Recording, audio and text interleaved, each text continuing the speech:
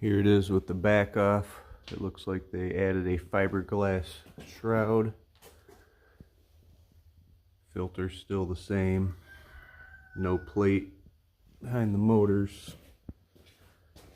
Changed up the configuration of these controls a little bit. Levers are different. It's got foot pedals. Yeah, they added this voltmeter, gas tank.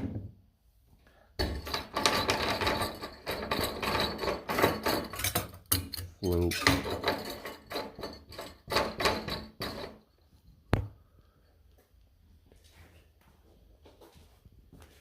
And none of the Zerks came greased, and this one was even loose.